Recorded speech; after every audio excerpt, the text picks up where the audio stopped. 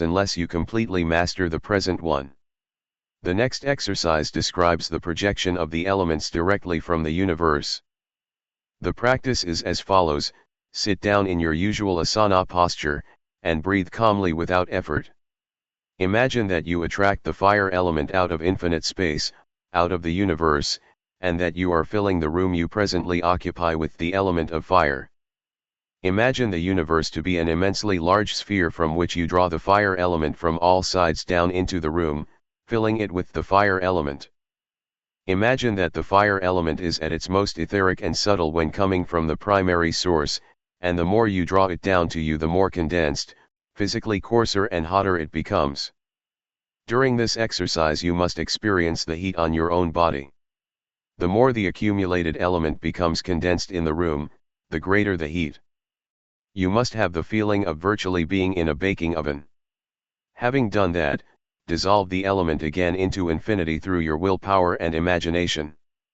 Repeat the same procedure with the air element, which you also draw from all sides of the spherical universe down to you, filling the room with it and condensing it.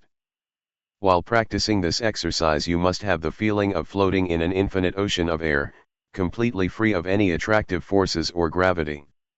If you have properly executed this exercise, you should feel as light as a balloon. Dissolve the condensed air element into its prime substance just as you did with the fire element, as explained in the previous exercise. Follow the same procedure with the water element. Imagine that you are drawing the water element down to you from an infinite ocean. In the beginning, imagine it in the form of a cold vapor which you constantly condense more and more as it comes closer to your person and the room. Fill the entire exercise room with this cold vapor and imagine yourself to be in the center of this imaginary water element. You must feel this icy coldness to the point that it causes goosebumps on your physical body. As soon as you experience this coldness, dissolve the water element back into its original form and back into infinity.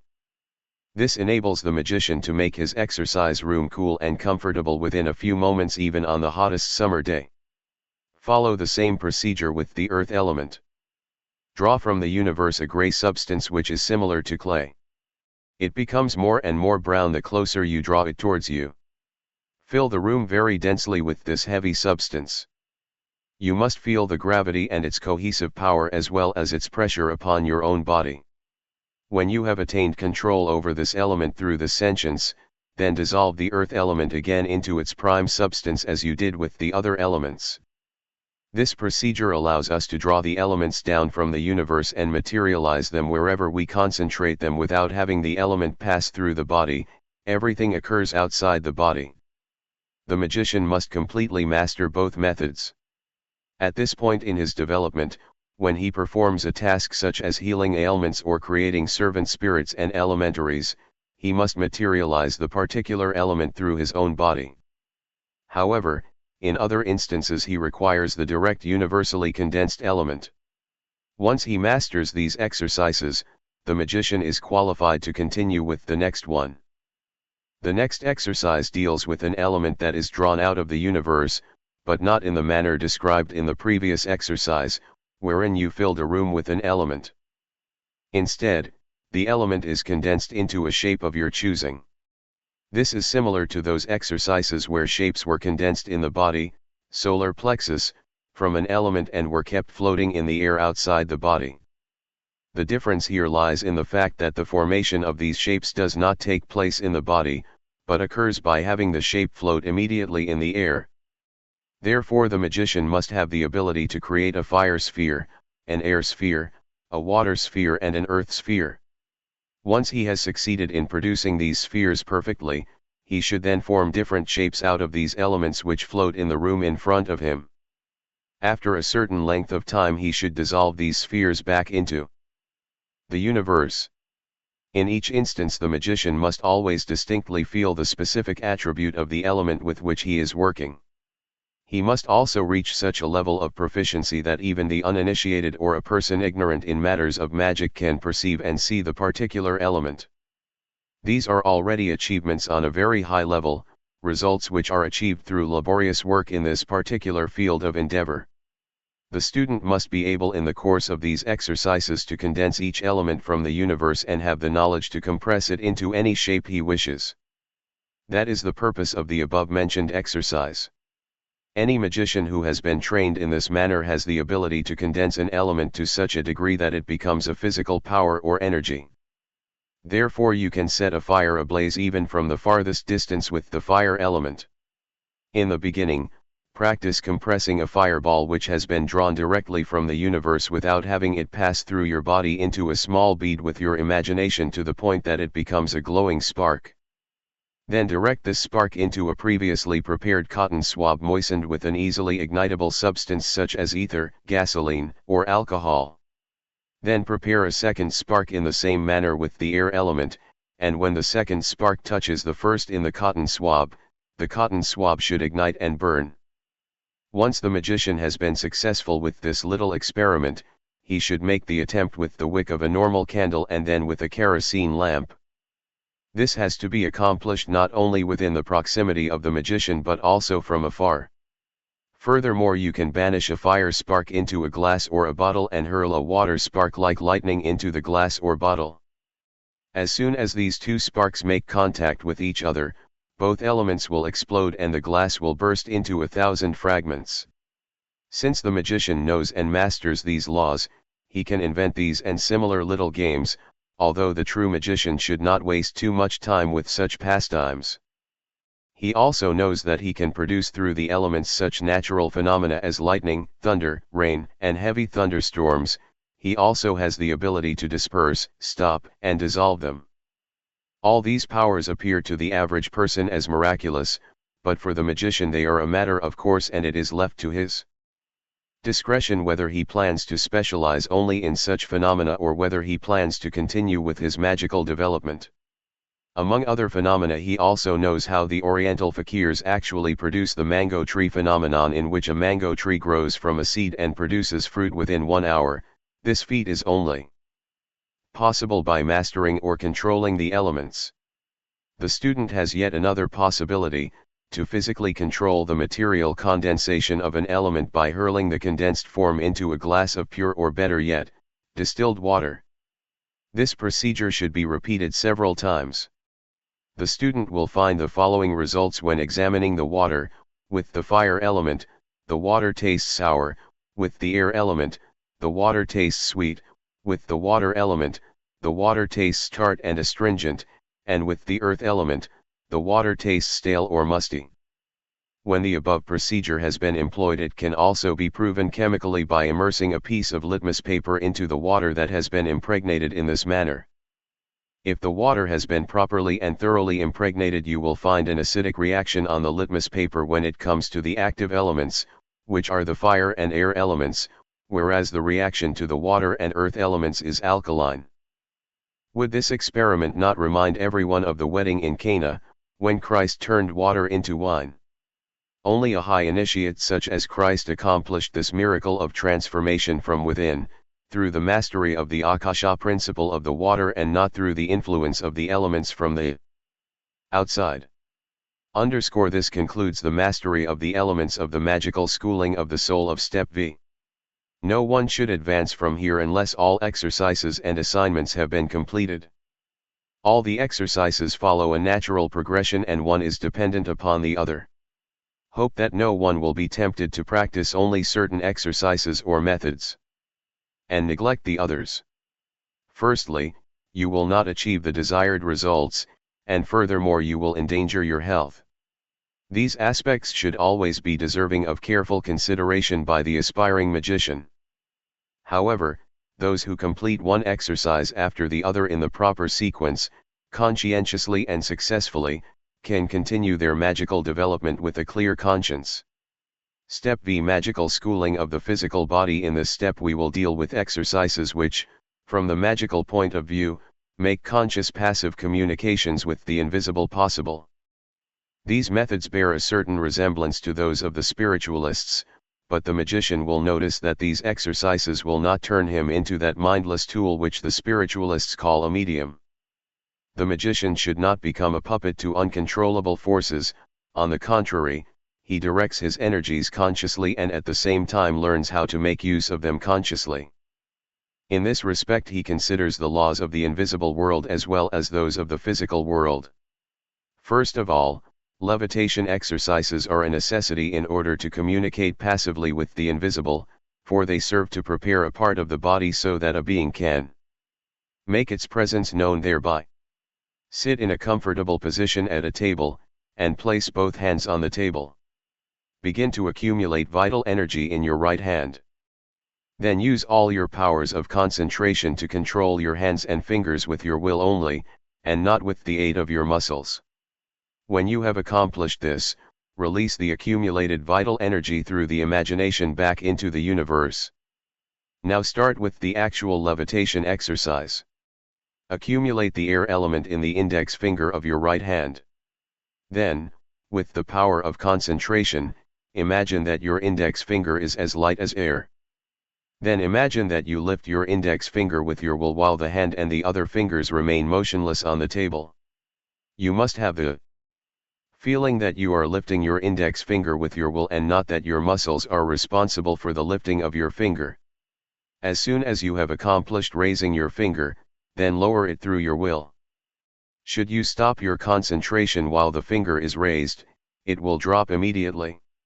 You can try to do this, but only to ascertain if your will is in control or whether you are controlling your finger with your muscles. When you are able to levitate the index finger of your right hand with your will at your discretion, then practice the same exercise with the other fingers. Continue on and practice the same exercise with the fingers of the left hand. The levitation exercises are complete when you can raise and lower all the fingers of both hands with your will. Once you have accomplished that, then attempt to raise your whole hand in the manner described, first the right hand and then the left. After you have practiced this exercise for a while and have been successful, extend this exercise by raising not only the entire hand and lower arm up to the elbow with your will but also the entire arm. These exercises can be extended further by raising both hands simultaneously with the aid of your will.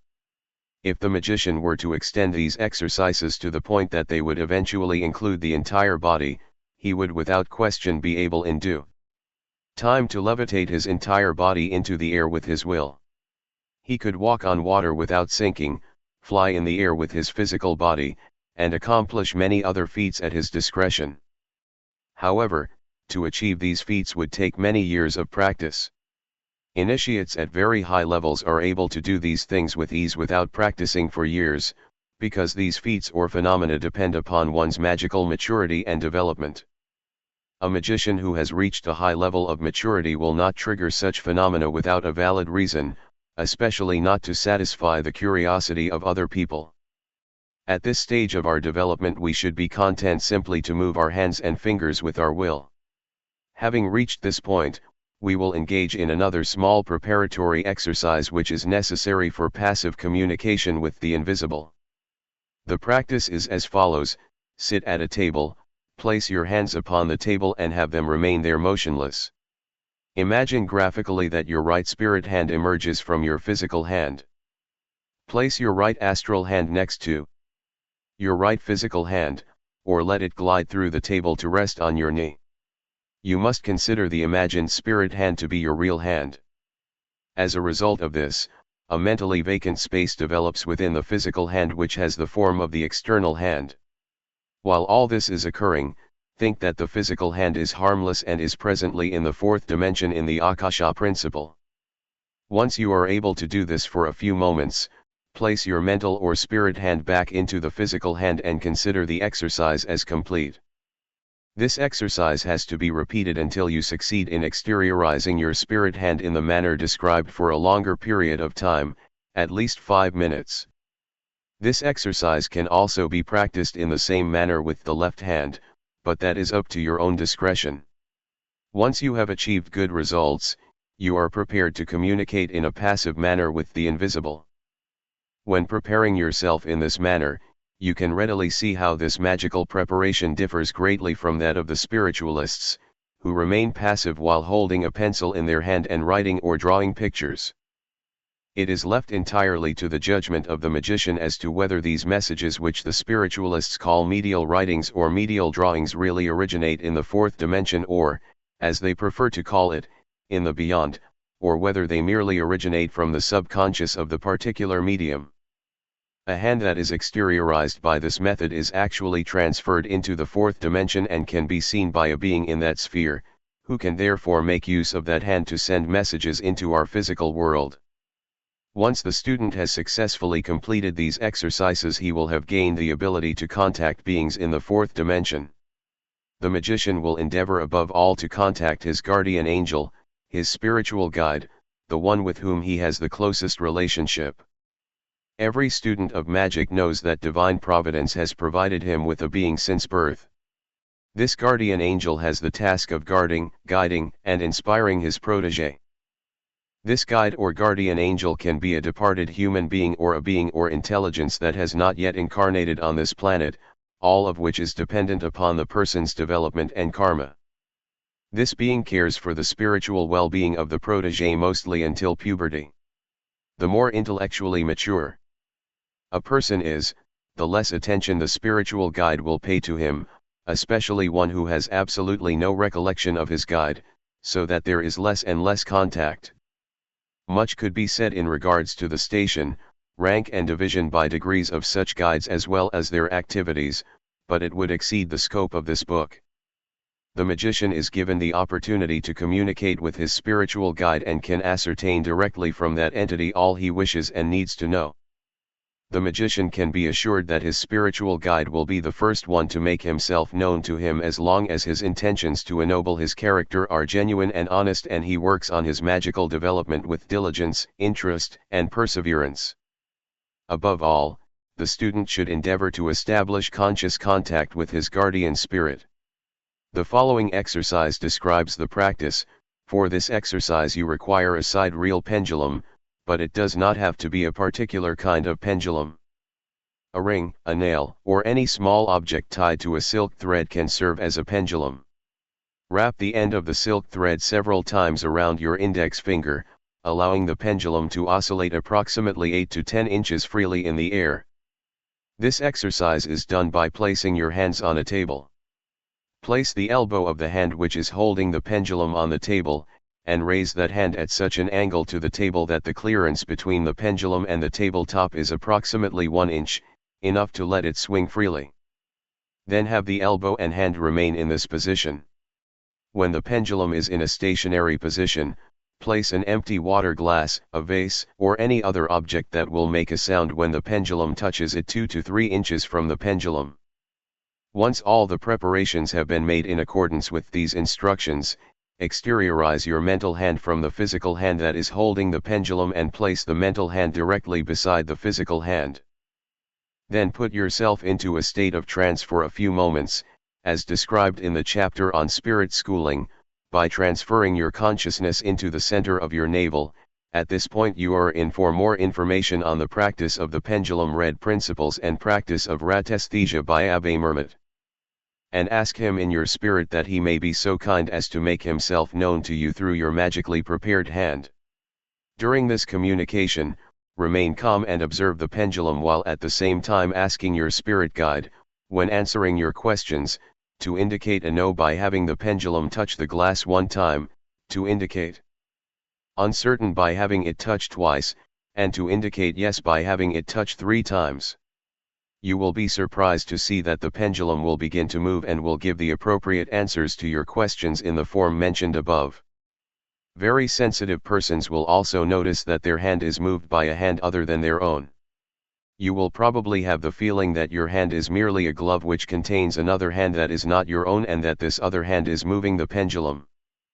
There are also people who do not have any of these experiences, and instead have the feeling that the wish is guiding the thoughts, indirectly causing the muscles of the hand to respond and thereby moving the pendulum.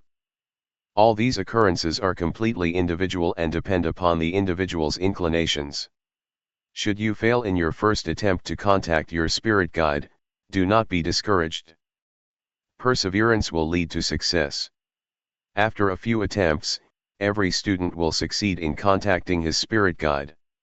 Once you have established this connection, you can ask your guide questions, either mentally or aloud, which will be answered in the manner previously agreed upon, namely yes, no, or uncertain. The questions you ask should, above all, concern the spirit guide personally, for example, whether he is willing to make himself known to you, or whether he has previously incarnated on planet Earth. These are the kinds of questions you should ask. Once contact has been established with the pendulum, you can make use of a circular planchette instead of having the pendulum touch the glass. A planchette is a circular disc which is divided into as many parts as there are letters in the alphabet. Each space is assigned a letter of the alphabet. Leave a circular space in the center of the planchette. Hold the pendulum over this circular space and it will indicate the letters which spell out the answer to your questions. The answers and information you receive in this manner from your spiritual guide will be more precise and accurate than the pendulum. Once you have achieved the desired success with the planchette, you can improve upon this and prepare a larger one which contains more information besides the alphabet. It could of course contain the alphabet, but also such information as numbers, spaces with yes, no and uncertain, the days of the week and the hours of the day. Again, leave a space in the center of the planchette as the starting point of your exercise. This planchette does not require a pendulum. The pendulum is replaced by a small water glass, which is turned upside down. With a marker, draw an arrow on the bottom of the glass to serve as an indicator. Hold the lower part of the glass between your index and middle fingers and allow the hand of your spiritual guide to move the glass towards the letter. The tip of the arrow will indicate the particular letter. In order to facilitate a better sliding of the water glass, you can place a window pane over the planchette. The student can devise these and many other aids. Various other inspirations can be obtained from other esoteric or spiritualistic literature. They are of course only aids which will become completely unnecessary later on. Another method that can be employed is asking your spiritual guide to lift the index finger of your magically prepared hand. Ask him to lift the finger once for no, 2 times for uncertain and 3 times for yes. Should you be successful with the index finger, then you should do the same with the other fingers as well. You will notice that one finger will respond better than the others. Some students will find that their index finger will respond better, whereas others will find that it is their middle or ring finger. This of course depends upon the dexterity of the finger of the individual. However, the finger which responds best should be used for all future exercises of this kind. This method will be a welcome addition to the magician's repertoire, because it enables him to communicate passively with the invisible world, whether with his spiritual guide or with a departed human being, even under circumstances where a planchette or pencil cannot be employed, for instance in the company of other people, in nature, etc. You can even keep your hands in your pockets and have roba questions answered with yes or no amidst large crowds, especially when you have already achieved a particular proficiency. When you master these exercises, you can begin with medial writing. The method is as follows: place a sheet of paper on a table in front of you and take a pencil between your thumb and index finger as you normally would when you write. Then place a wide rubber band over your thumb, index, and middle fingers, but not too tightly. The rubber band serves the purpose of relieving you from the necessity to concentrate on holding the pencil. Then enter into a state of trance, prepare your hand magically in the manner described, call your spiritual guide and ask him to write with the aid of your right hand. In the beginning you may write only some uneven lines, later on some illegible words, but after several attempts there will be comprehensive words and sentences. Always have a sufficient amount of paper on hand, as you might need more than 1 or 2 pages. All questions will be answered in a direct manner. Through repeated exercises you will acquire such a proficiency that you will not experience any difficulties when practicing medial writing. This method enables you to communicate with departed acquaintances, relatives, and family members. Through this exercise the magician will become aware that in reality there is no life here and life in the beyond, but only degrees of density in the 4th dimension where different kinds of beings exist, and that death does not mean the end for the magician but is only a transition into the fourth dimension. I will describe briefly several kinds of medial writing which the magician can make use of in accordance with his inclinations. 1. The automatic mechanical method. When employing this method, the hand writes completely automatically.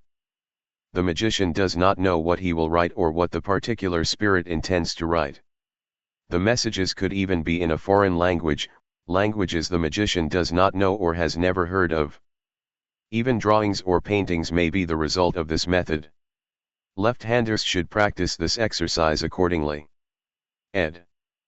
2. The inspirational method. This is the most commonly used method. In this technique, the messages present themselves in a way which is similar to thinking aloud, either inside or outside one's own person, almost as if you had advanced knowledge of what the being wanted to write. This method of passive communication will, through frequent repetition, turn into audible thinking and hearing. You perceive messages either from the depths of your soul or outside of yourself. 3. The intuitive method. This method gives you the feeling that you did the writing yourself. Questions asked are answered immediately. It seems as if only you know the answer to the question. This is a form of clear knowledge. The hand writes words and sentences with full consciousness and nothing is heard or inspired. The methods can also appear in a mixed fashion. For example, it can happen that they appear half automatically and half inspirationally or intuitively, or collectively inspirationally and intuitively. Which of these methods is the dominant one will only emerge after extended practice. Every method is good and reliable provided it is applied properly and honestly. Practice makes perfect. Now I should like to make some remarks in regards to the questions which should be directed to the beings and in regards to the messages which are received.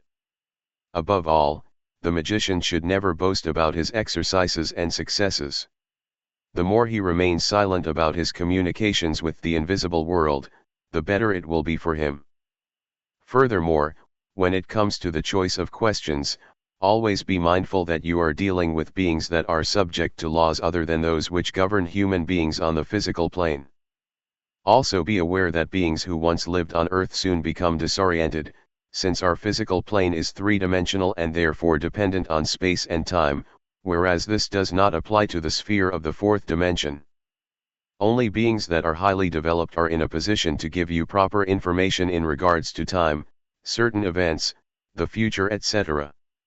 As such, the magician should limit his questions, as far as these beings of the fourth dimension are concerned, to their homeland and information about the fourth dimension, so that he can gain more knowledge in that respect.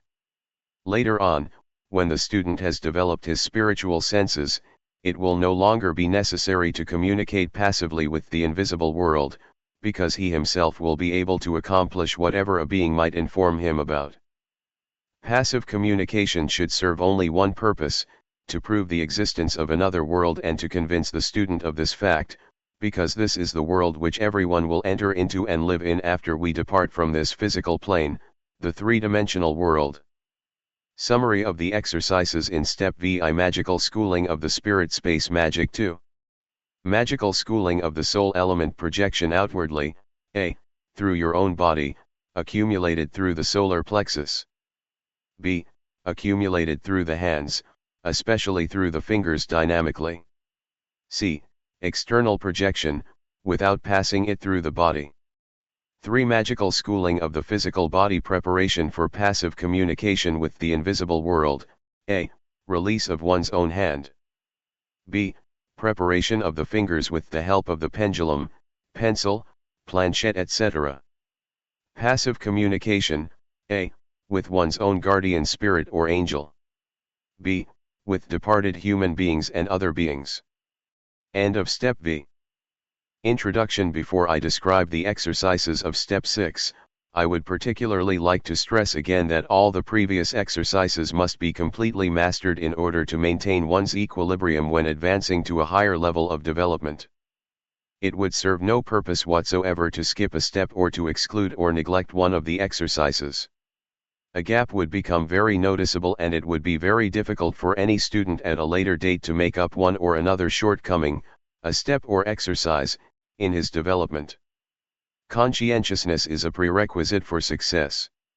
Step 6: Magical schooling of the spirit. In this step we deal with meditation on the spirit.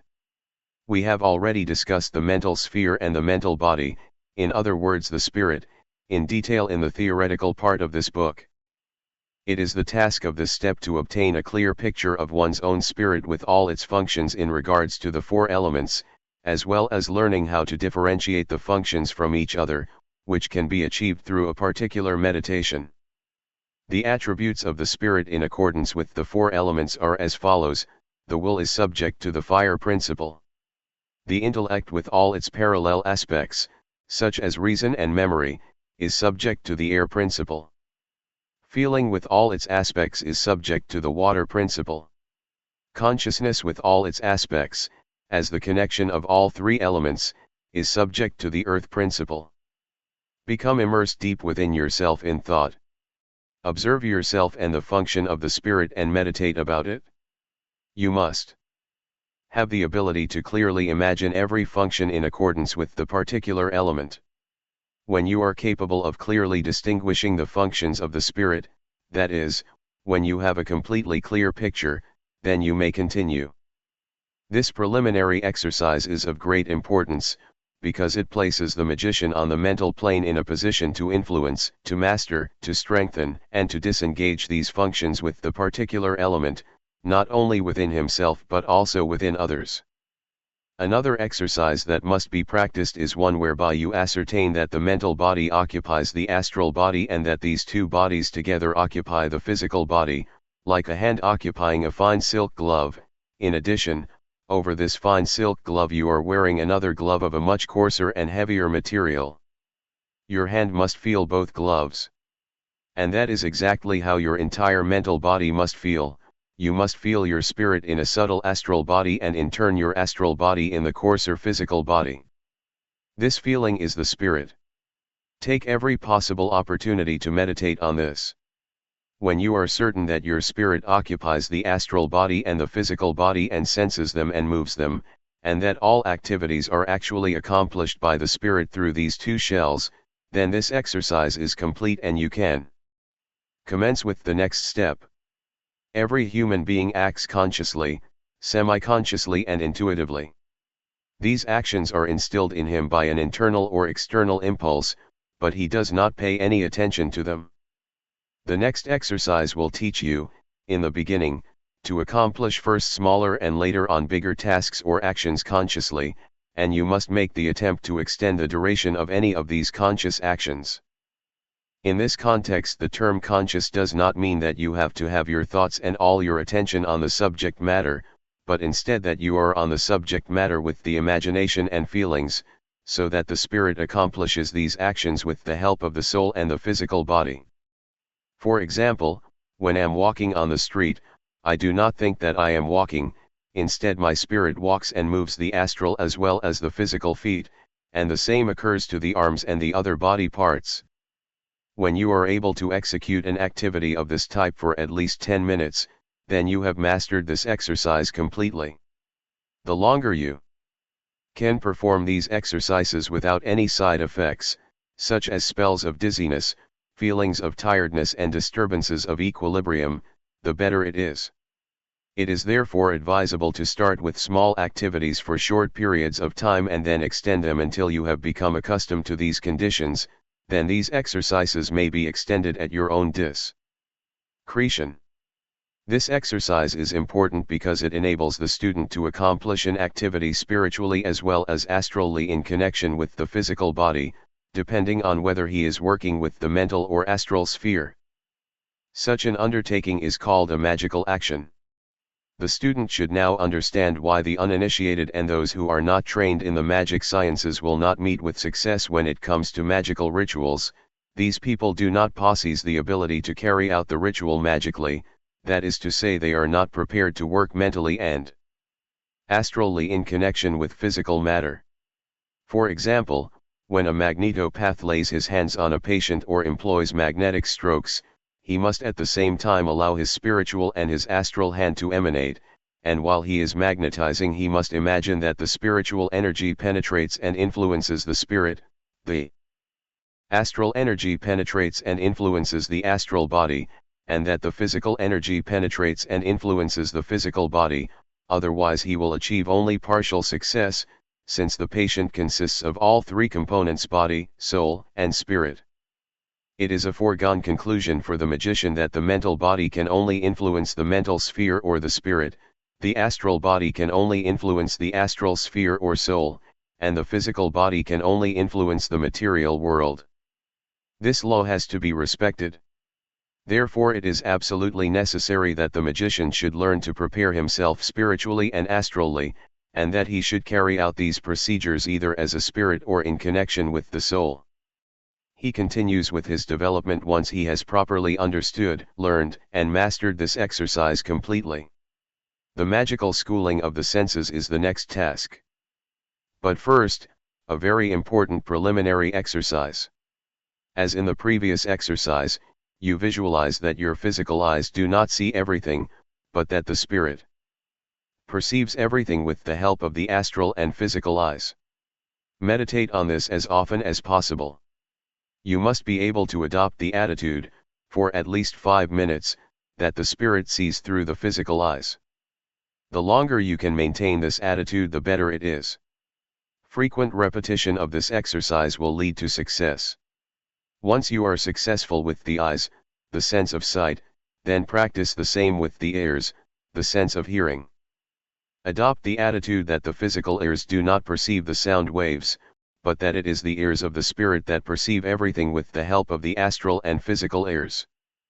Once you are as successful with the ears as you were with the eyes, then begin with the next exercise. The next exercise deals with the sense of feeling, and you practice it in the same manner as the previous 2 exercises. Imagine that the spirit, by means of the astral body, and the astral body, with the aid of the physical body in turn, feels objects, coldness, warmth, etc. Practice this exercise diligently until you master the sense of feeling for the same length of time as you did with sight and hearing. Should you wish to develop yourself to a very high degree, you can add the other 2 senses, smell and taste. The greatest emphasis, however, should be placed on the 3 senses that were mentioned first, namely sight, hearing and feeling. These are the senses that are mainly used in the practice of magic. Once you have attained the desired success in spiritual sense awareness, endeavor to focus in on 2 senses simultaneously with your spirit, as you did in a previous exercise with the concentration of the senses. Start with the eyes, sight, and ears, hearing. Should you be able to do this exercise for at least 5 minutes without interruption, focus in with your spirit on 3 senses simultaneously, namely sight, hearing and feeling. Should you be successful with this exercise as well, then you have made great progress in your magical development. Because these preliminary exercises are important for the future practice of clairvoyance, clairaudience, and clairsentience, the student must attain a high level of competence in them. The student will find the main exercise in step 7 of this course of instruction. Magical schooling of the soul. In the 5th step we learn the outward projection of the elements. In this step we will take things a step further and proceed and learn to master the Akasha principle in regards to the elements. In the theoretical part of this book it was mentioned that the elements originated in the Akasha principle and are therefore controlled and maintained in an equilibrium by this principle. A magician who has achieved success with the elements after lengthy, continuous exercising will also be able to control the finest principle, the astral ether. The practice is as follows: sit down, close your eyes and assume your usual asana posture. Imagine that you are in an infinite space where you are the center. Here in the infinite space, no above, no below, no sideways exists. This infinite space is filled with the finest energy substance, the universal ether. In itself the ether is colorless, but it appears to our senses as ultraviolet, an almost violet black color. We therefore imagine the etheric substance in this color. Inhale the ether substance through lung breathing and direct it consciously into your blood. Once you have attained a certain level of competence, then practice the conscious lung and pore breathing in exactly the same manner as you did with the vital energy accumulation, but with one difference: instead of inhaling the vital energy, fill the entire body with ether in the aforementioned color. While practicing this exercise, you have to maintain a feeling of affinity with the entire infinite space. During this exercise you also have to be completely removed from the world, and you must become accustomed to this unusual state. Under no circumstances should you lose consciousness or fall asleep. Should you be overcome by tiredness during this exercise, discontinue it immediately and continue at another time when you are mentally more refreshed. Once you meet with the desired success after having practiced the body pore breathing, then you may continue with the next exercise. As we know by now, the Akasha is the causal world, therefore the sphere of all causes. If a conscious cause such as a wish, a thought, or an imagination is called forth in this sphere with the appropriate dynamic will concentration, with firm belief and complete conviction, it must realize itself through the elements regardless of the plane or sphere upon which such realization is required. This is one of the greatest magical secrets and a universal key for the magician, the scope of which will become clear to him in the course of his further development.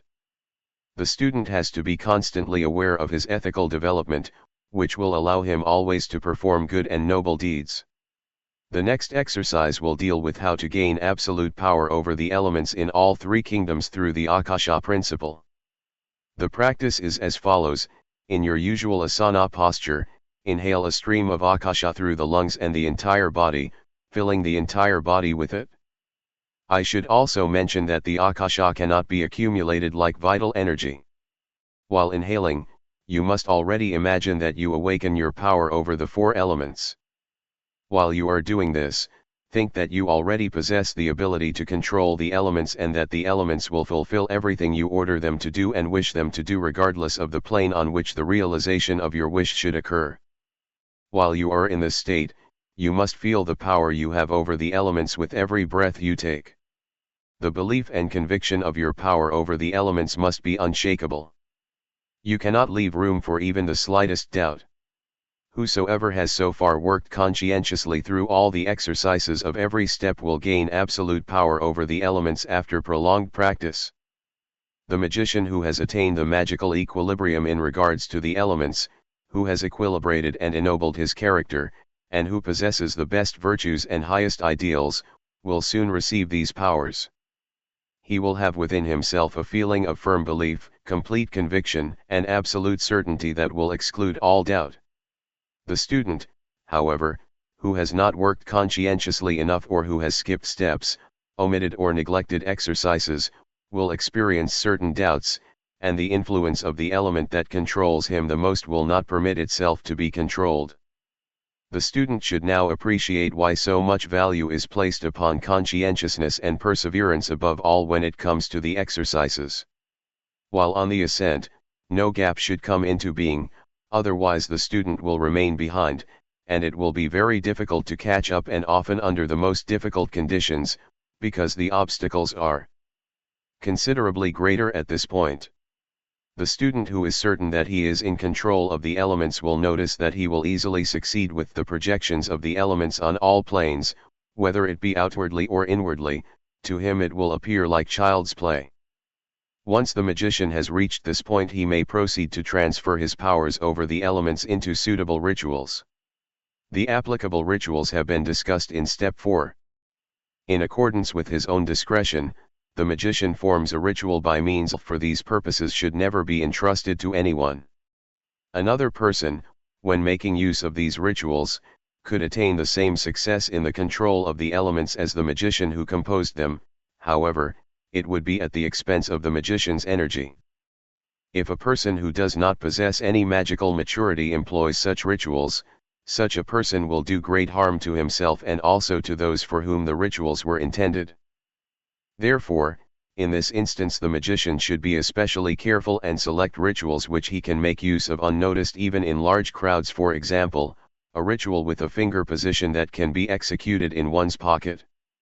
A true magician will consider this warning absolutely warranted. Above all, the magician should endeavor to compose a ritual for the astral sphere with which he sets the effect of one element into motion, and at the same time compose a second ritual with which he dissolves the power immediately, again in accordance with his wish.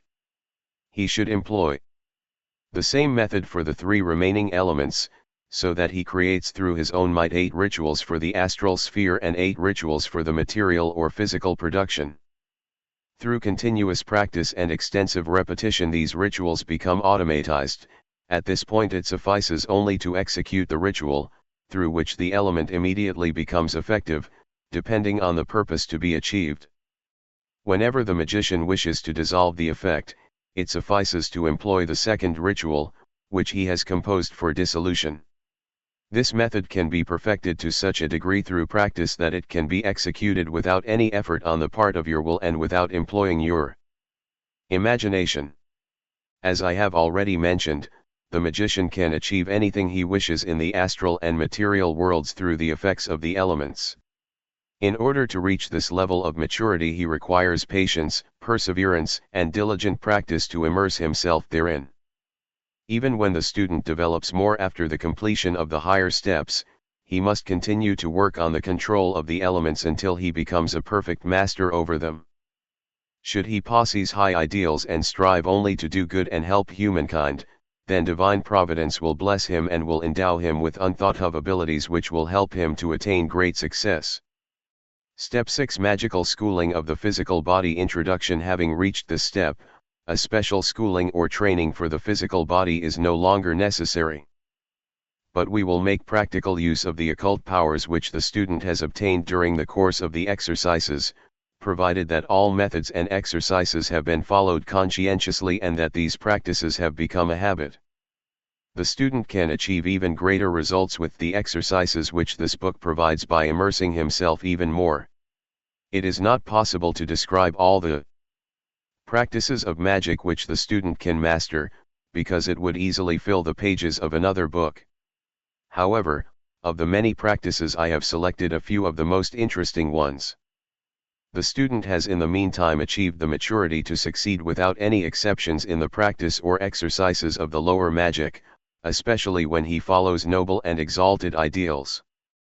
Conscious creation of elementals. Contrary to thoughts which inhabit the mental or spiritual sphere in their forms or shapes, elementals are entities with a certain degree of intelligence which are consciously created by a magician. These elementals are capable of performing particular tasks on the mental plane and can therefore be considered obedient servants of the magician. The magician can create a whole host of these servants depending upon his needs. In the creation of these elementals, which is also called elemental magic, the magician can achieve almost anything on the mental sphere, and it does not matter if it is his own sphere or a foreign one. Because of its great diversity, I will give only a few examples. Through an elemental, the magician can, at his discretion, influence the thoughts of another person. He can weaken or strengthen the mental or intellectual powers of a person. He can protect himself or other people from foreign or negative influences, and he can change friends into enemies and enemies into friends.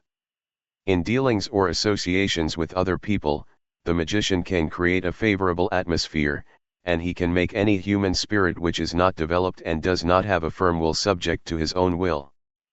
The businessman can increase his circle of customers, and there are also many other ways in which elementals can be of good service.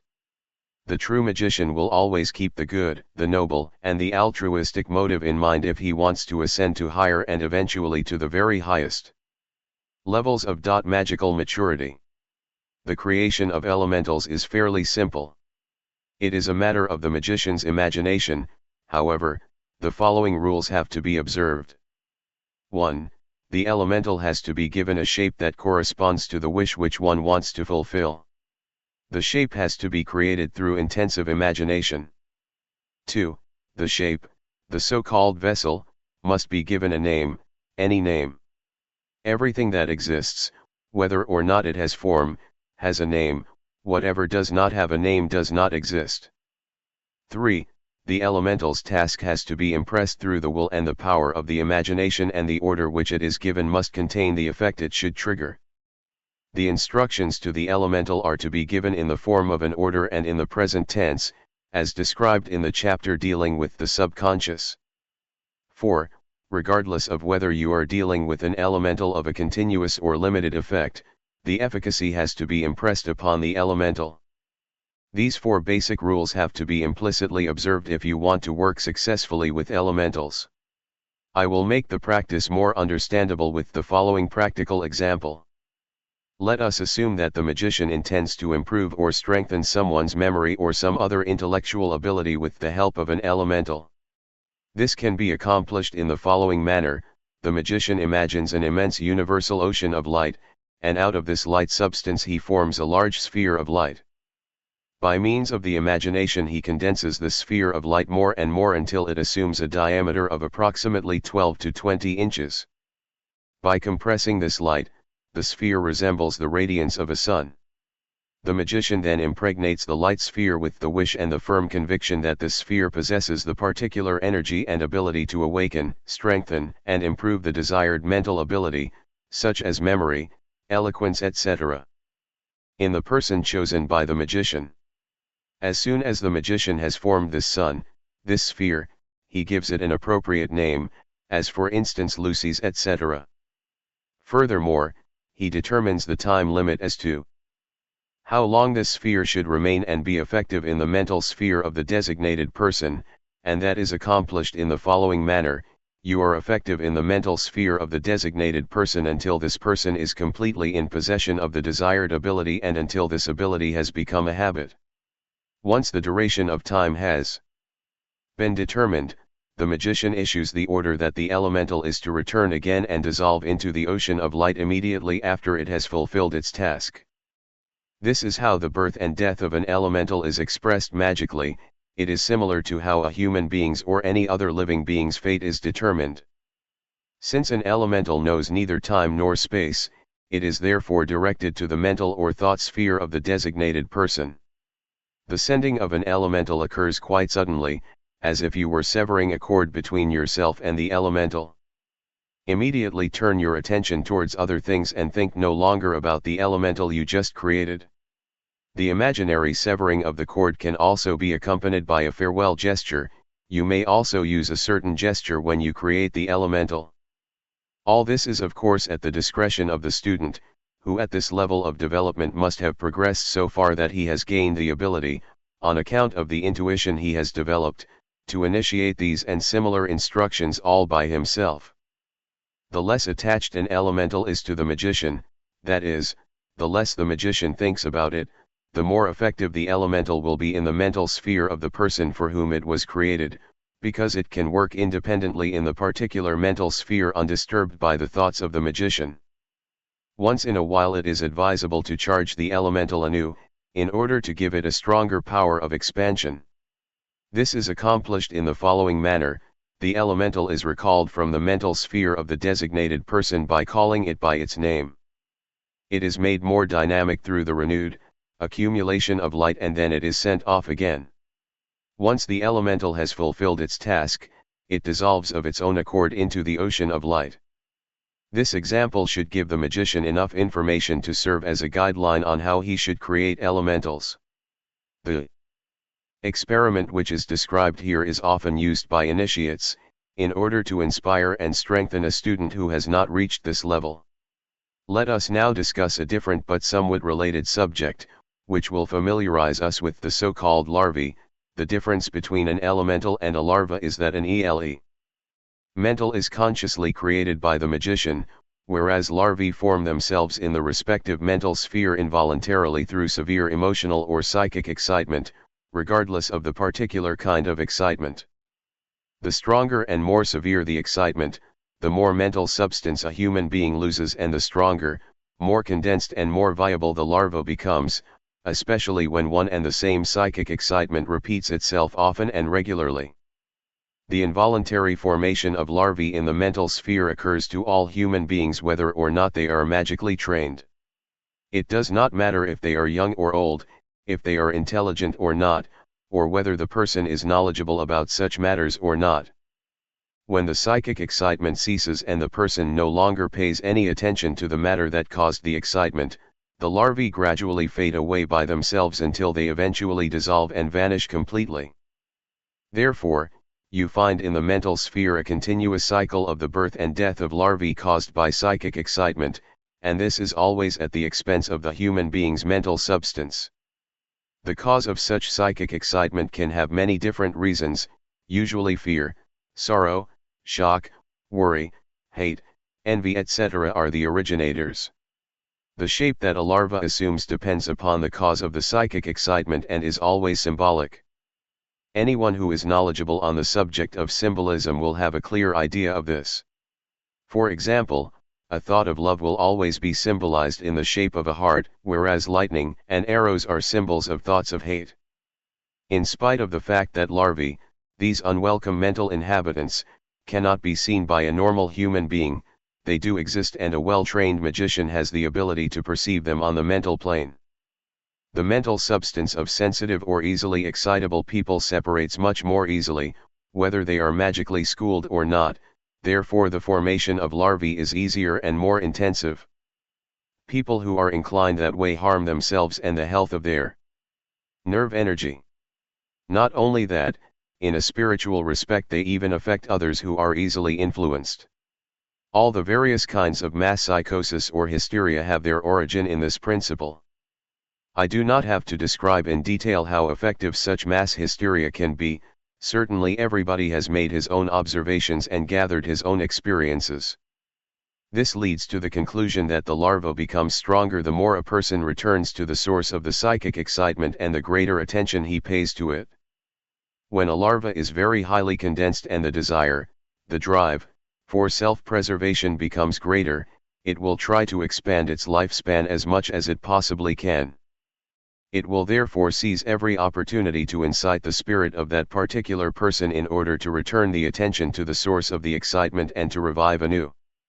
Such a well-nourished larva can become a doom or catastrophe for one who is sensitive or easily excitable. And many mental disturbances, such as a persecution complex etc., are the result of larvae. Many human beings live under the erroneous impression that they are being pursued or destroyed by a black magician, whereas in reality they have simply become pawns to their own fantasy, victims of their own larvae which they themselves have created. These people usually do not realize this until they have left their mortal shell. There is only a very small percentage of human beings who are actually magically pursued. All we have to do is to think of the many innocent victims of our past that met with a terrible death through the Inquisition. There was of course a certain advantage for society in general that less and less importance and belief was placed on spiritual laws, due to changing times. But while people placed less belief in spiritual laws, they neglected to investigate the matter properly and did not examine the higher laws, in other words, they threw out the baby with the bath water. These examples should again show the magician why so much emphasis was placed on the importance of introspection, thought control, and mastery of thoughts right at the beginning of the practical part of this book. Should the magician, during his development, not gain the ability to have his thoughts under his will, he could unknowingly create larvae which might sooner or later cause his doom. Furthermore, I will describe another group of entities of the mental sphere, called schemata. The difference between a larva and a schema is that the larva, as the result of a single or repeated psychic excitement, unconsciously assumes a form in the mental sphere that coincides with the original motive, whereas a schema obtains a particular form which arises from the fantasy of a human being. The schema will be strengthened, enlivened, and condensed through, so to speak, repeated evocation of the picture, regardless of the subject matter. It can become so strong, so effective, that it can make its influence known not only on the mental and astral planes but on the physical plane as well. With the help of two examples I will describe this subject in more detail. An outstanding example is the so-called magical persecution complex which, in regards to schemata, shall describe from 2 points of view. There are individuals who have by nature a piercing look or demonic facial features and, as a result, have the external appearance of a black magician, probably without possessing the slightest idea of spiritual science or magic. Now all that has to happen is that a person who is easily excitable, easily influenced or self-important should come into contact with a person of the type mentioned above, whether on a business or social basis, such a person will immediately feel an antipathy towards the person with the so-called demonic facial features. If, in addition, this so-called demonic-looking person has, completely unbeknownst to himself, a peculiar demeanor, then the first thought which enters such a person's mind is that he is dealing with a black magician. This gives that person enough reason not to think too kindly about the demonic-looking person, and this is already the first step towards self-influence. In due course this person will be subjected to little inconveniences of an everyday nature, and the causes of these events will not be properly examined, but instead simply attributed to the demonic-looking person, whereas anyone else would consider them normal occurrences. Now the attentiveness becomes keener, and you begin to pay close attention to what occurs to you externally as well as internally, and the picture of the demonic-looking individual becomes constantly clearer to you. 13. Schema means form or appearance. Ed. You feel that you are followed, that you are pursued. The eyes of the demonic-looking person become more sparkling, he appears in your dreams, his image becomes more vivid in your mind, and eventually even during the day you seem to see him and soon develop the feeling that you are being followed wherever you go. This picture can become so condensed through a strong imagination that it even becomes visible to other sensitive people. A person like that feels pursued and talks himself into almost anything, even the worst, whereby he constantly has the picture of the demonic-looking person in front of his eyes and is searching for help, praying and doing everything possible to free himself of that influence. He may even suffer a nervous breakdown and eventually become mentally disturbed and finally end up committing suicide or being committed to a mental institution. The schema has achieved its goal or fulfilled its task. But how great is the shock when such a spirit realizes on the mental plane that he has committed a very successful magical suicide. What a bitter disappointment. The demonic-looking person, however, has no idea what happened. He was actually only the means to an end. The demonic-looking person's facial features, his demeanor, were only the form, the model upon which the person who felt he was pursued created this destructive entity, a schema as it is called, and then fell victim to his own creation. Such and similar sad examples happen more often than most people believe. With some they happen faster and more drastically, with others they occur more slowly, more insidiously, and more cunningly. Should you dare to confront the one who feels persecuted with the truth, this person will not believe you under any circumstances, because a schema makes certain in a most ingenious way that his victim remains. Should divine providence lead a person who is pursued in this manner to a true magician, an initiate who is fully aware of the schema's treacherous game, then despite the initiate's ability he will have a difficult task in convincing the victim and leading him onto a different path and changing his thinking pattern. When the victim is completely under the control of the schema, the initiate has to be very firm and at times even resort to drastic measures to restore that person's equilibrium.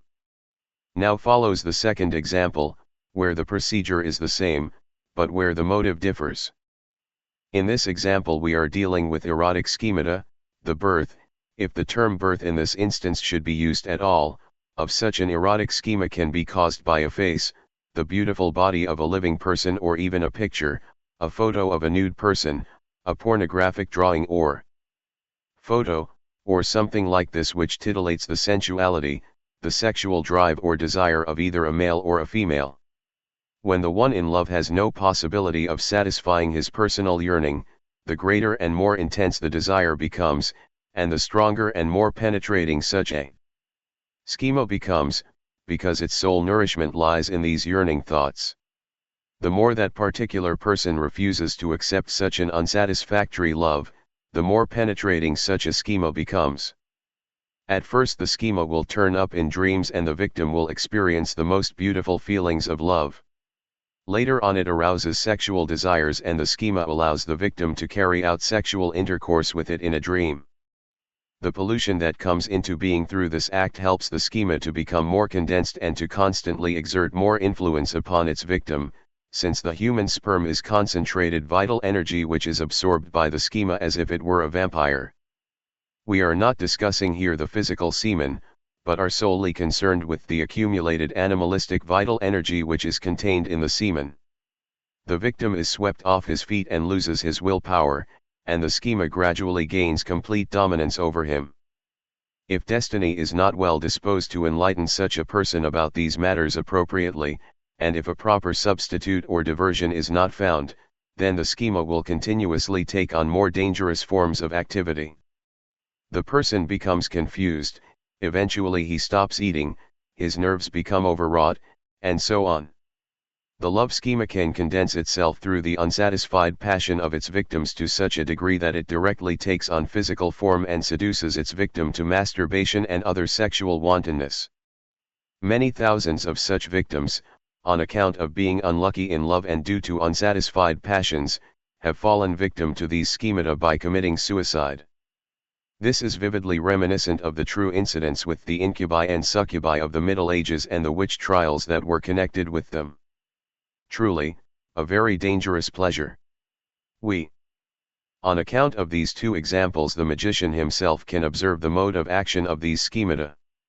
He can even form these schemata himself, however, he runs the risk that sooner or later he will be influenced and controlled by them. The magician knows about the procedure and what happens to the average human being. He also knows how to consciously produce schemata from the magical point of view, but he will not be led astray and will not practice this, but will always be mindful of the magical proverb, love is the law, but love is subject to the will. Now there is one more subject which requires an explanation, namely phantoms. Phantoms are animated forms of one's imagination of departed human beings. In order to avoid many errors, I will pay special attention to this subject so that everybody can separate the wheat from the chaff. When a human being casts off his physical shell, he immediately finds himself in the fourth state of aggregation, usually called the beyond. It is not possible for a being to be active in our three-dimensional sphere without a mediating substance, just as a fish cannot live without water. The same applies to beings that have already departed into the beyond. Through the imagination and remembering of the dead, whether that be praise, adoration, mourning, etc., imaginary picture forms of the dead are created and given life, which, when repeated often, have a fairly long lifespan. These picture forms which are created by living human beings are called phantoms. These types of phantoms are the ones which make themselves known to the spiritualist, the necromancer and sorcerer, etc. Goblins and ghosts are nothing but phantoms which nourish, condense, and maintain themselves through the attentiveness of the survivors, as is the case with schemata. This can easily be determined when, at the same time but at different places, a being is summoned or conjured, which then will appear at the same time in all those places through a so-called medium. This of course is nothing more than the actual phantom of a particular departed person, because phantoms can be created by the hundreds. However, it is regrettable that spiritualistic mediums consider these phantoms to be the person that really departed. It is rather sad that so much mischief, fraud, and self-deceit is perpetrated through spiritualistic knowledge. That is the reason why you will find that a great leader or a general communicates through one medium, a great artist or a saint through another medium, while another medium contacts a pharaoh or even an angel. Because of its enormous self-deceit, it is therefore not surprising that this subject matter especially has so many enemies and scoffers.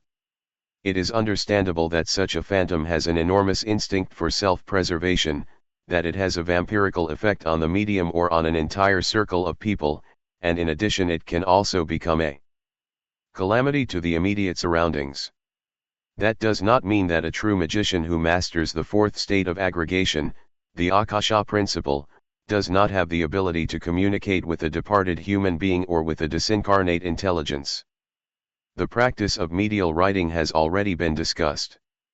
Besides that, a magician has the ability to create a casing or form with the help of the imagination and transfer this form into the fourth state of aggregation and ask this true being he has wished for, or at his discretion even coerce it, to enter the form and to manifest externally.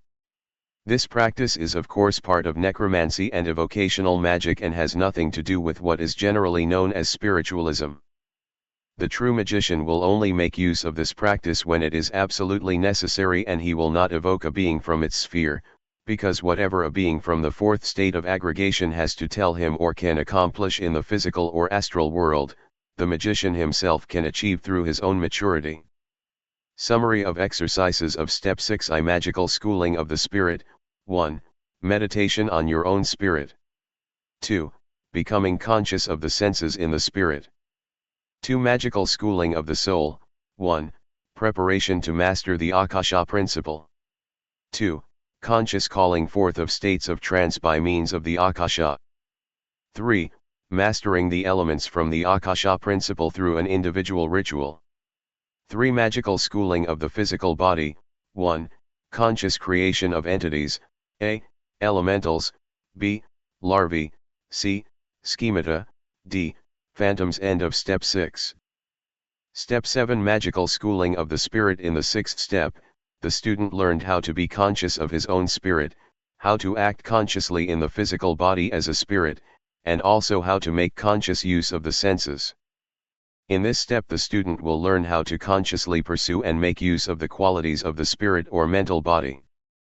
But as always, and this applies here as well, the analogy of the elements has to be taken into consideration. As mentioned before, the fire element can be transformed into light and, vice versa, light into the element of fire. Without light there could be no color reception of the eye, and therefore without light we could not make use of our eyes. This leads to the conclusion that the sense of sight is analogous to the fire element. In the spirit, the fire element has as its specific attributes the will and the sense of sight.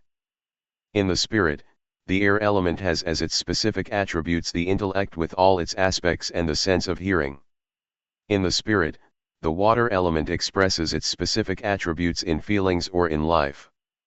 In the spirit, the three elemental principles, fire, air, and water together, form the earth principle, which expresses itself in the specific attribute of consciousness. The Akasha principle exerts itself in its simplest form in the conscience. The importance of this analogy will become immediately clear to the magician, provided that he has progressed to the level where he has achieved magical equilibrium in the astral body through the previous introspection exercises. The next task that the magician has to accomplish is to analyze his spirit to determine which element is predominant. For those who possess a truly strong will, which should not be confused with stubbornness, it stands to reason that fire is the predominant element. When the intellect with all its aspects is predominant in the magician's spirit, it can be concluded that the air element prevails. Should the magician be a sensitive or emotional human being, then the water element is predominant. If the magician has a weak memory, so that his consciousness is influenced from many different directions, you can be certain that the earth element is predominant. The classification of the elements serves to establish their effectiveness in the spirit and to organize their development in such a way that the weaker elements are brought into equilibrium by the appropriate concentration exercises and deep meditation. The magician cannot allow the fire principle, or the air, water, or earth principles to predominate, and he must understand how to arrange his exercises in such a manner that the intensity of his work equilibrates the elements. I will clarify this matter in more detail with a few examples. Let us assume that the magician has a very highly developed intellect, but a weak will which is not commensurate with the maturity of his intellect. In such a case the magician must endeavor to strengthen the will with the appropriate concentration exercises which will allow the fire principle to come forth in the spirit. Above all, he should choose concentration exercises which develop the eyes, exercises with an emphasis on the optical imagination, since the eyes correspond to the fire element, as has been mentioned repeatedly. Should the magician, however, have a strong will and a weak intellect, then this example will lead to the conclusion that, during the imagination exercises, the greatest attention should be paid to the sense of hearing. The kind of concentration and meditation exercises that must be chosen are those which occupy the ear fully. If the magician establishes that he possesses a strong will and a superior intellect but his emotions, sensitivity, are somewhat lacking, then he must make his spirit more sensitive. This can be accomplished with the kind of imagination and meditation exercises that have a very strong effect upon the sense of feeling. Should the magician become aware that both his astral and mental body have a preponderance towards the earth element, that his thoughts, for example, appear only very slowly in his spirit, mind, and that he feels melancholy, then this is an indication that the earth element is predominant and that he must above all develop the consciousness through the appropriate exercises. In respect to the elements, the magician must develop a completely harmonious spirit and choose exercises which correspond with both the elements and the senses, so that he will evenly heighten and develop the will, the fire, the intellect, the air, the feelings, the water, and the consciousness, the earth. The following chart, which is self-explanatory, describes this in detail. Akasha Sichi on fundamental will in select feelings attributes of exercises in concentration optical acoustic intuitive and meditation. The spirit the Akasha principle develops by itself as a result of the all of the aforementioned senses together consciousness conscience. Expanding the consciousness realizing the now, the moment, the present centration exercises, therefore it is not necessary to go into detail about it, nor is it necessary to mention in detail the various concentration and meditation exercises. The student himself can arrange these exercises in accordance with the specific attributes of the elements that are predominant within him. Should he have a weak will, his concentration exercise shall be imagining objects, pictures, etc. The student has already practiced these exercises in the second step of this course of hermetics. The above harmonic chart shall be a guide, a compass in order to recognize which element is predominant and the kind of exercises which have to be pursued more intensively. The Akasha principle will reveal itself accordingly as the result or success of this hermetic classification. Step 7 Magical Schooling of the Soul. In Step 7 we shall deal with a very special subject, one which pertains to the development of the astral senses as they concern the elements. At any rate, all the exercises that have been cited so far in the previous steps will develop, animate and train the astral senses of the magician. In spite of that, extraordinary training is required in instances where the student has a limited aptitude as far as some of his abilities are concerned, because every human being is differently inclined. Therefore it is appropriate to allude here to the exercises with whose help the magician may easily and expeditiously develop the senses of the astral body. In the magical schooling of the spirit section of Step 6, the student learned to become conscious of his spirit and to act as a spirit through the astral body as well as through the physical body. Following this, I will deal with one of the most interesting aspects, namely clairvoyance. Many books have been published on this subject, but among all those that have come into my hands, not one of them may be considered to be of more than limited practical benefit to the magician. It is therefore of the utmost importance to deal with the subject of clairvoyance in detail. In common parlance, clairvoyance is called second sight. It is also understood as seeing beyond time and space, whether into the past, the present or the future, or seeing a departed person. Only very few authors have described this ability psychologically or approached it from another point of view. Hence it shall be another task of ours to subject clairvoyance to a thorough study. Above all, the magician will become cognizant of the fact that there are several kinds of clairvoyance. The first kind of clairvoyance is inborn ability. This comes to pass when it is bestowed upon a person in the invisible world or when he has brought it with him into his present existence from previous incarnations. This is the best kind of clairvoyance, although only a few can enjoy this. They are born clairvoyant, and they have developed this ability to such a degree that they can immediately make practical use of it without much effort on their part. The second kind of clairvoyance expresses itself as the result of an involuntary displacement of the elements and appears in the spirit by itself. Therefore it has to be regarded as a pathological appearance or manifestation. Furthermore, an ailment, a shock or an emotional upset can also bring forth clairvoyance. This usually manifests itself in people who have lost their normal equilibrium through a stroke or apoplexy, a nervous breakdown, or through a physical, psychic, or spiritual decline. This is accompanied by a kind of clairvoyance either distinct or not so distinct, clear, or not so clear. However, for the practicing magician this kind of clairvoyance is unwanted, since it will sooner or later lead to a complete breakdown, and not only will this ability be completely lost, but it will also be detrimental to the person's health and may even lead to an untimely death. These kinds of clairvoyants are in a very deplorable state and should be pitted, even when their clairvoyant successes are considered phenomenal. People belonging to this same category are those who have received the ability of clairvoyance through a possible mediumistic aptitude but have called it forth through an entity. This kind of clairvoyance is also not recommended for the practicing magician, because these people usually end up mentally ill. Many who are now patients in mental institutions are there because they occupied themselves with the subject of spiritism without having any dependable guidance. They owe their hopeless condition to this endeavor, regardless of whether their motive to study the subject was serious or not, or mere curiosity, or if there were other reasons. There is also another kind of clairvoyance that is conjured up which belongs to the above category, and that is the calling forth of this ability by force with the help of narcotics or hallucinatory drugs such as opium, hashish, mescaline, peyote, soma, Asclepias acida, and other kinds of narcotics.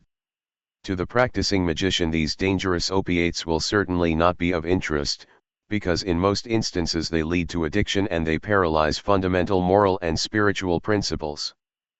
The will, and eventually the nervous energies, which obviously has its detrimental effect on one's health and development. There are millions of people in the Orient as well as in the Occident, as well as in the rest of the civilized world, who are afflicted with this kind of narcotic drug addiction.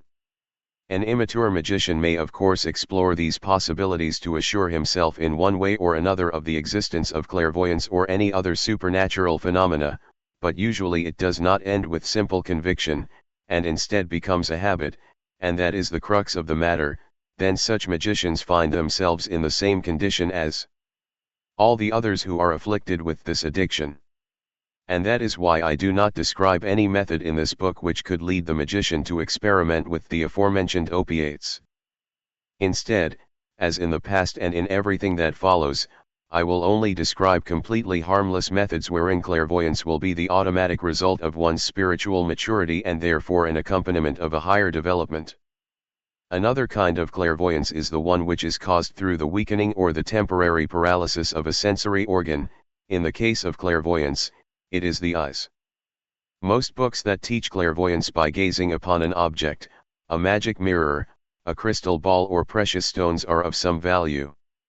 However, they are not suitable for everyone. These aids for the development of clairvoyance are only useful in the hands of a trained magician, but clairvoyance should not be called forth by influencing the optic nerve, but should merely serve as an aid to an eye that is already consciously trained. From a magical point of view there is not one single object, no matter how much it is praised and precisely built, which would be suited to bring about the gift of clairvoyance. The ability of clairvoyance itself depends upon, 1. The inclination or aptitude of the magician, and, 2. The psychic or astral development and maturity of the respective magician. In another chapter where describe the production of fluid condensers, therein are also contained instructions on producing magic mirrors and other aids. When studying, the magician should be aware that all the objects mentioned here are merely aids and not the factor itself which brings about the desired result, namely true clairvoyance. Finally, I shall describe the last kind of clairvoyance, which is the result of proper magical development and which will occur as an accompaniment which is called forth through the systematic development of the senses, in this particular case the clairvoyant eye. I have made a decision as far as this work is concerned to disclose a secret magical method which so far has not been mentioned in any book, but which, from the hermetic point of view as well as from the laws of analogy of the elements, is a very practical and useful method. Following, you will find the practice for the development of the astral senses. Magical clairvoyance. Before describe the actual exercise, I should mention here that we are dealing with the aspect of light. Since we are already familiar with the fact that light is an aspect of fire and therefore analogous to the eyes and the will, when practicing this exercise the imagination of light has to be so intense that you must imagine the light visibly in order to achieve the desired success. Take up your usual asana posture. Imagine that you are absorbing the universal light, which is identical to our sunlight in radiance and form, from the universe into your physical body, either by inhaling through the lungs and pores or by merely absorbing it through the imagination. When you practice this exercise, you must consider your body to be a hollow space that is filled with the universal radiant white light. Then, with the power of your concentration, impregnate this light in your body with the attribute of clairvoyance. In other words, imagine that the light penetrates everything, and sees through everything. Neither space nor time presents an obstacle to this light. You must be so completely convinced of the attribute of the light that it leaves no room for even the slightest doubt. Should you be a religious person, it will be an easy task to believe that this universal light is a part of God, who is in possession of all the attributes described here. Once you have absorbed the light into your body in this manner with the aforementioned attributes and you feel its tension internally and underscore its penetrating power, then accumulate the light with the help of your imagination from the feet and hands towards the head, condensing the light to such a degree that it encompasses both your eyeballs. However, if you prefer, you can first fill one eye and then the other with the accumulated light, following the above procedure. There are magicians who enliven and develop only one eye clairvoyantly and have the other eye remain free and undeveloped. It is left up to the student as to whether he wishes to follow the aforementioned example. However, I am of the opinion that it is more advantageous to develop both eyes clairvoyantly. Once you have completed accumulating the light in your eyeballs, then imagine that your eyes now possess all the attributes which were concentrated into the light. The student should remain with this exercise for at least 10 minutes. Once you have attained the inner certainty that your eye or eyes, which have been imaginatively filled with the universal light, possess the attribute of this light, then with the aid of the imagination dissolve the light either directly from your eyes into the universal ocean of light or let it enter into your body in its original form and dissolve from there into the universal light. Both methods can be employed, one is as effective as the other, and the results are identical. It is, however, very important that the eyes become normally receptive again after the light has been discharged from them. The reason for this is that a magician's astrally developed eyes must not become so sensitive that he is no longer able to distinguish what the normal eye perceives from what the clairvoyant eye perceives. If the magician neglects to dissolve the condensed light completely, it could happen that his eyes remain clairvoyant and he will hardly be able to distinguish what is material and what is spiritual. He must therefore have his clairvoyance under his control and only make use of it when he deems it to be worthwhile. The magician will gain an outstanding proficiency therein when this exercise is repeated frequently, and will be able to prepare his clairvoyant eyes, the light eyes, within a few moments and have them functioning.